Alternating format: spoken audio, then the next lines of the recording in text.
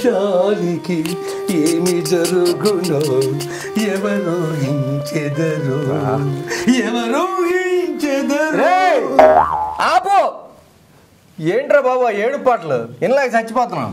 ఈ జీవన తరంగాలలో ఆ దేవుడి సదరంగంలో ఎవరికి ఎవరు. అబ్బో ఆ ఏడు పాటలు ఏంట్రా వినలేక చస్తున్నాను. కాస్త హుషారైన పాటలు వాడచ్చు కదా, చక్కగా విని ఆనందిద్దాం. నీకు హుషారైన సాంగ్స్ చేసి ప్రాణము పోసి నవ్వేవు నీకింత వేడుక గుండెను నన్ను ఉండమంటావా వెళ్ళిపోమంటావా? నీ ఏడు పాటలు విని నాకు డిప్రెషన్ వచ్చేలా ఉంది. నేను వెళ్ళిపోతున్నాను. ఎందుకురా ఏడ్చేదే వెళ్ళిపోయేదే? ఏడవటం వెళ్ళిపోవటం వద్దు. నీకేంది హుషారైన సాంగ్స్ కావాలా?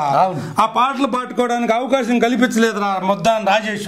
ఆ గ్రూప్ ఆఫ్ కటింగ్స్ అని అనేక షోరూమ్లు ఓపెన్ చేసి దాంట్లో హెయిర్ సెలూన్ కూడా ఒకటి ఓపెన్ చేశాడు రా. అవును నేను కూడా వెళ్ళి కటింగ్ చేయించుకున్నా కదా. కదా మళ్ళీ నువ్వు మనస్ఫూర్తిగా చెప్పు, కటింగ్ చేస్తే ఎంత ఇస్తారు?